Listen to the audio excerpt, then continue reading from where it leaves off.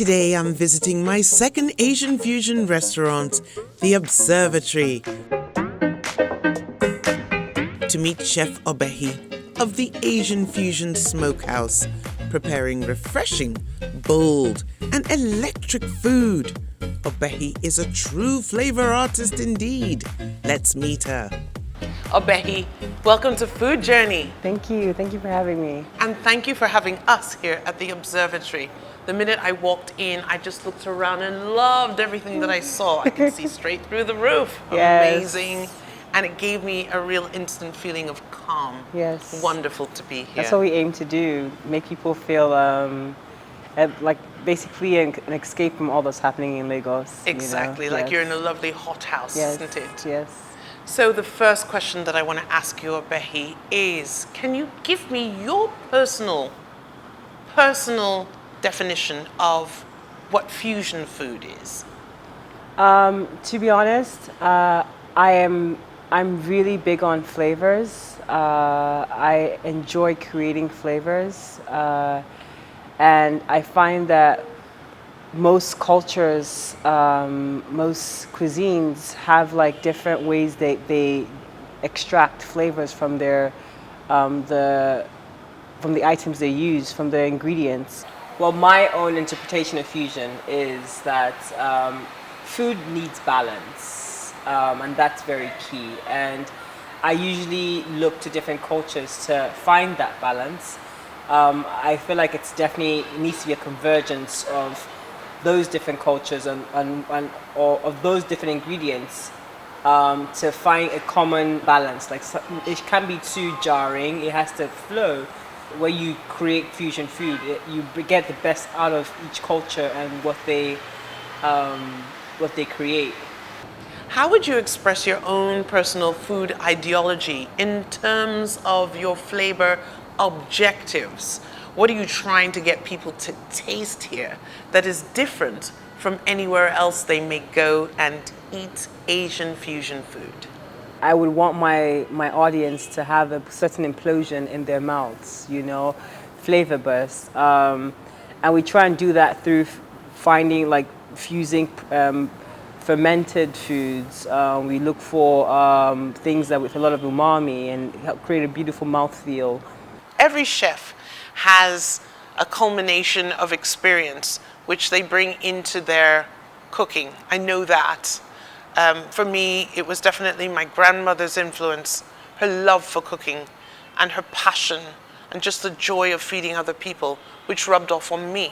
And I translate into my cooking. What is yours? It's more of a nostalgia when I cook. I cook from memory of things I've tasted, things that I enjoyed. So it's what I like, basically. That's really what it was. And I mean, even in college, I would invite friends over and I'll make crepes because that's all I could. I could make other things, but I'd make crepes and I would just invite friends and come over, crepes and wine, So it was just, I love feeding people also. I love to make people happy. For me, this is me giving to the universe, giving of myself, and I'm happy to serve, So this is it. So let's play a little game. Are you ready? Yes. Okay. If Lagos was a bowl of soup, big bowl of soup, what ingredients would be in that soup for you? Now, when you tell me, and it can be food, it can be whatever, I'm going to try and translate what you're trying to say. How about that? Yes. Okay. If Lagos was a soup, I would say it needed something tough, like tough meat. I like soft meat. However, I feel like Lagos had to have tough meat in there somewhere. Okay. I'm throwing in some pepper because of sometimes our fiery nature. Yes. How about that? We're feisty. Tough meat and pepper. Yes. What else? It has to have a lot of color. I feel like Lagos is beautiful. We are beautiful people. Yes, we're beautiful people and we just actually have good hearts. But I mean, it's just with everything that you walk, you're driving and someone shouts at you and you feel like angry, you carry it to the next person and give it, you know what I mean? So, that's the pepper part. Yes, that's the pepper part, I guess. So we have a lovely bowl of fiery soup with some soup. tough meat Definitely. and a lot of color. Definitely. I think that beautiful Describes it, doesn't yes, it? I think so, definitely. Obehi, my appetite has really been whet from all that we've been discussing today. I'm excited to go into the kitchen now with you and have you show us how to prepare some of your signature dishes, which I've read about, and I'm excited to try myself. So shall we do that? Yes, definitely. But before we do, I'd love you to tell us what we're going to have. We are having katsu garden eggs and smoked tozo buns and goat noodle soup. Wow, I'm so ready for this. So Sonia, can we go to the kitchen and get started? I would love that. I thought you'd never ask. Thank you.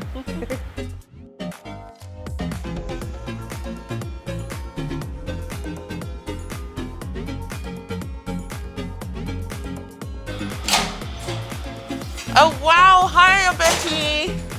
I see you're busy. Let me go over to see what you're doing. Okay, wow.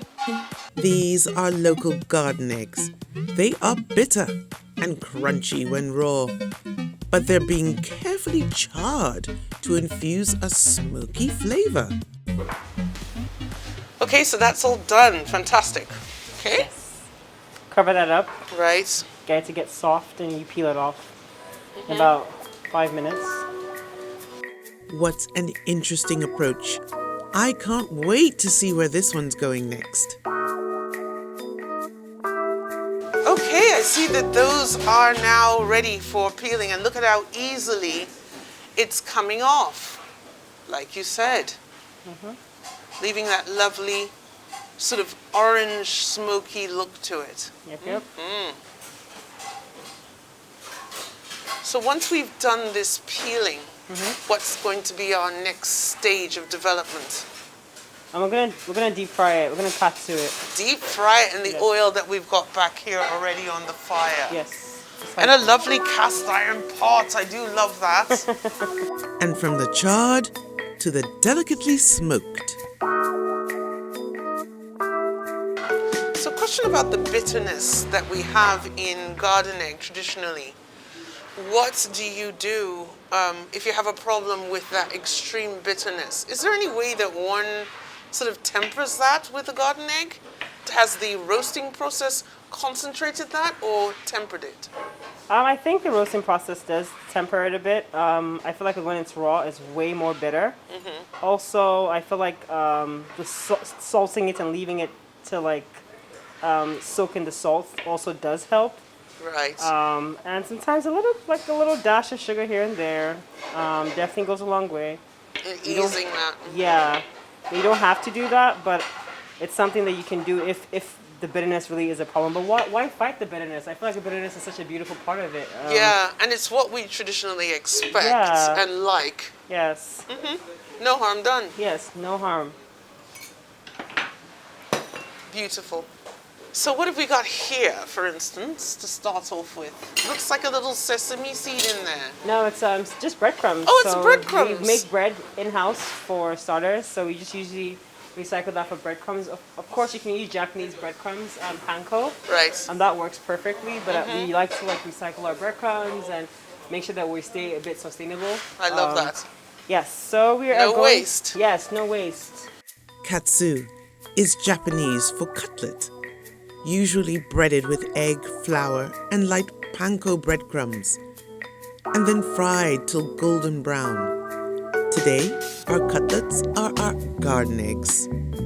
I'm going to season this with a bit of salt, Right. the breadcrumbs. And a bit. It's a bit of salt. Wonderful. Okay, a little more than a bit. A chef's pinch. Some black pepper here. Lovely. And I'm also going to put some oregano. Very nice. Yes, so let's have a bit of flavor go in that katsu.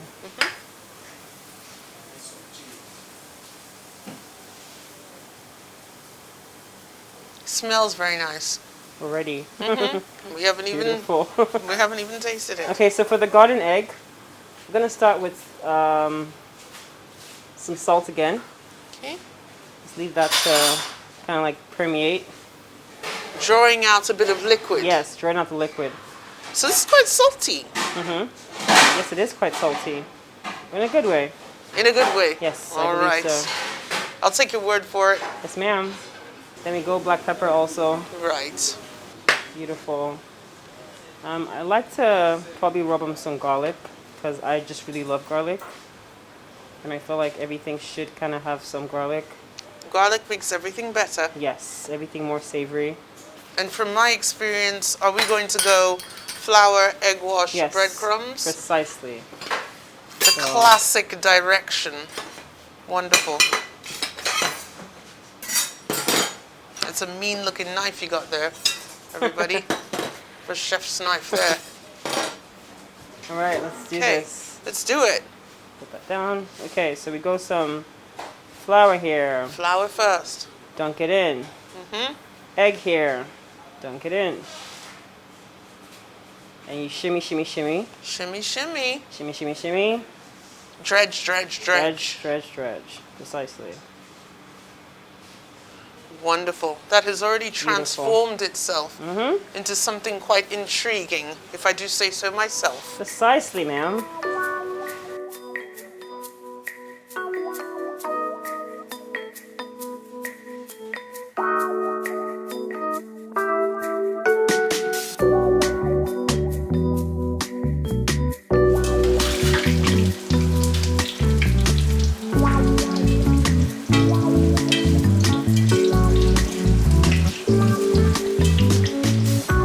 Those went golden brown very quick, didn't they? Lovely, and look what I have. Just in time. Something to collect it. Thank you so much, Sonia. You are welcome, see? I'm good for something today. Scalpel. You know, I've got that too. Just in case, you never know in Lagos. I know, right? Thank you so much. Beautiful, look at that lovely golden orbs of goodness. Lovely. Thank you. What's next? About to mix our coleslaw. Oh, lovely. A slaw. Yes. That's always nice. So I like to do a bit of an Asian twist in my coleslaw. Some mayonnaise, some soy sauce, sugar, definitely some garlic. And definitely some vinegar. Yes. Uh-huh. So let's talk about what we have here. We have umami going on. We've got our garlic going on. We've got sweet. Yes. We've got sour. Yes, a bit of acidity. Fantastic. All right. This is Clear Fusion. Our base ingredient, garden eggs, coupled with Asia's electric and pungent combo of flavors. Wow. Aha, now that's the business. There we go. I like that it has some texture in it though, from the garlic and everything too. I actually like the color. It's sort of like a dark Thousand Island feel exactly. going on there. Exactly. Different from the norm. Mm-hmm. Still delicious. So now we've got some punchy flavors in there, Yes. and I'm expecting that to really come through. Yes, precisely. See?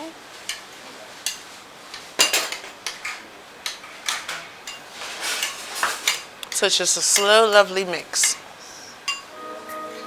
to tastiness.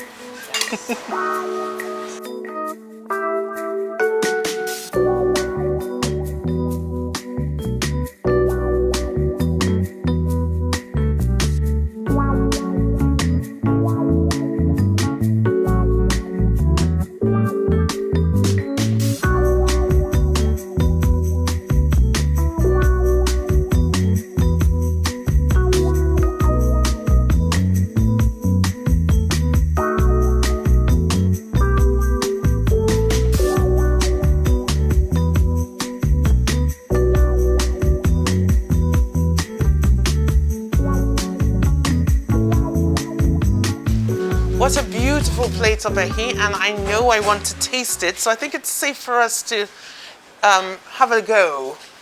Should take our mask off for a moment. If you could slide me a fork, I'd be delighted to be the first one to try. Lovely. Okay, I'm gonna slide it over to me. Mmm, lovely. Look at that. Okay, garden egg cheers, everybody.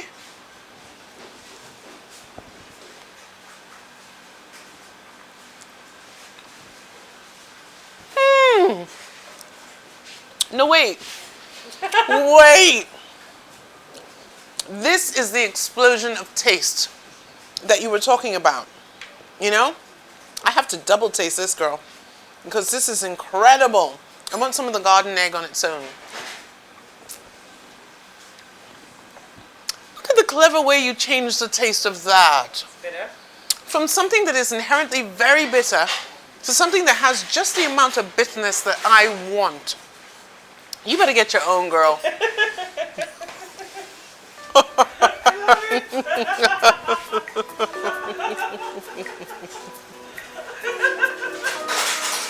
Okay.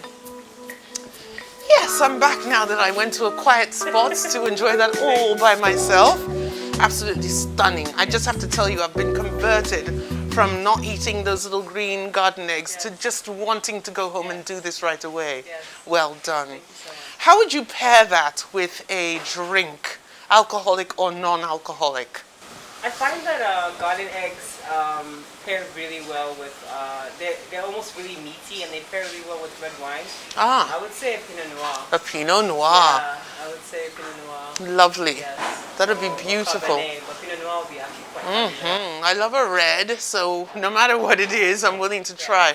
Fantastic. What's next, chef? And we're doing our bao buns next. Oh, lovely. Our glorious bao buns. And they have been steaming, as we saw earlier. Yes. So I know that these buns take quite a while to make, and you made some earlier, and we're going to see a little bit about how you did that right now. Okay, exactly. great. The bao bun dough has bread qualities but is slightly more dense. The dough is left to prove for an hour initially, before it's now rolled out and cut into circles. These are brushed with oil to form a separation in the dough, and then folded and rolled slightly before they're left for yet another hour of proving, and then they're steamed.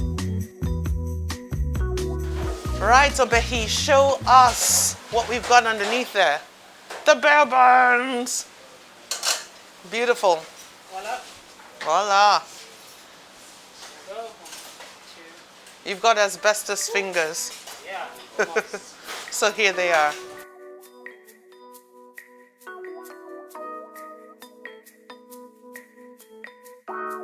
Chef Obehi will fill the bun with smoked tozo, which is cow hump meat, and Chinese char siu, which is sweet and has a barbecue sauce element.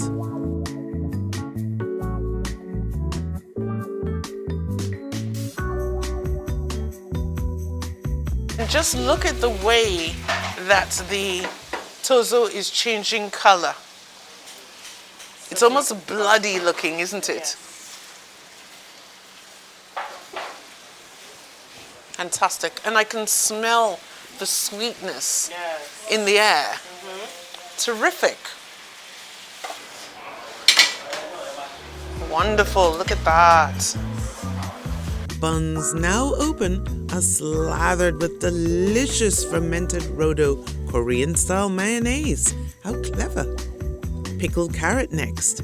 And let's add a pickled cucumber as well. Followed by the smoked tozo in char siu. And then finally some beautiful garnishes.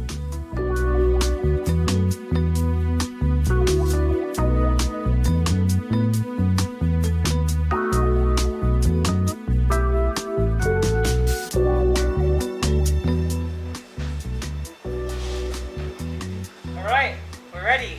Yes. Jump in. I am. Shall I jump in myself? I Yes. will. You don't have to prompt me there, darling. So, I'm just going to go for, I think, the middle one. Oh, look at that. Tozo cheers.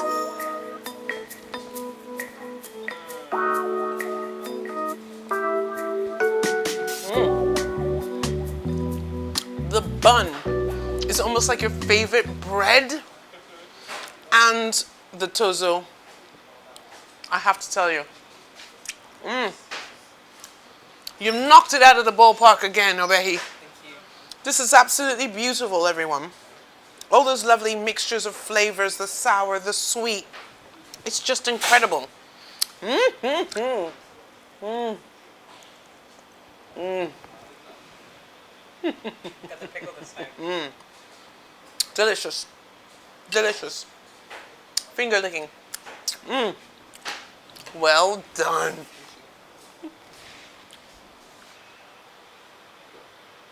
Yes, so in front of us. Okay, in front of us, we're getting ready to have the goat noodle soup. Yes. Now, for me, that combination just sounds intriguing and I'm excited, but I need to talk a little bit about what we have in front of us here.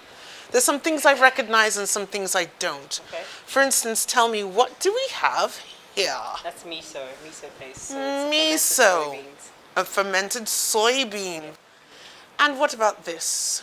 And we have some smoked goat over there. Smoked goat. Yes. I love your idea of making things smoky. Is there any reason why that's kind of a favorite ploy that I see for several dishes? I find that a lot of meats in Nigeria are really tough because the animal doesn't have like a really it hustles through its life basically. Just like we do. Like we do. So why I chose smoking and why I do smoking a lot is because I like the meats to cook low and slow, and smoking is also, I mean, of course we slow cook our lamb. However, I would like most of our meats to be really, really soft and fall off the bone. Growing up, I also had a lot of sensitive teeth, so I can't do hard meats. I see. So you're sensitive to that as Yes. well. I like that explanation and it makes sense for our meat. All right, we've got egg, we've got garlic, black pepper, Sesame oil. and what's this? That's some goat fat. So we render goat fat. My for- goodness. Smell it. It's amazing. Look flavor. at that. Yeah. Goatee. Yeah, it's very goaty. So it's Goatee. using more flavor. goat flavor. I love that. Very clever. And then this is intriguing. I'm very interested in That's what that brisket is. jus. So usually we use more of a smoked jus for the sauce. Oh, So fantastic. I tend to use brisket jus because that also has like amazing flavor. And it's rich. Yes, and exactly. then again gives another umami element to everything going on. Definitely. All right. I think I've asked enough questions right now. So it's over to you and the stove. Yes. All right.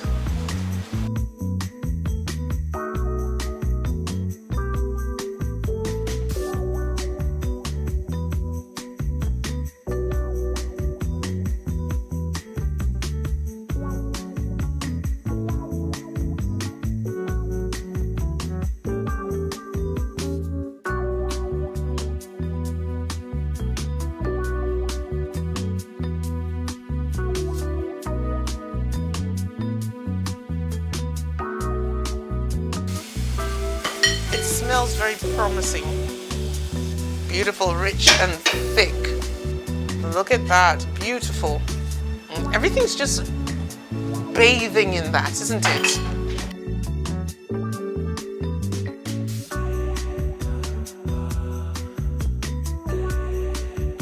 Simply stunning. That's all I can say. Well, well, well. There you go. I must tell you, the thing that really intrigued me about this dish was its construction. I'm going to try the noodle because I love this type of noodle and I want to try it with a bit of the goat. Here goes.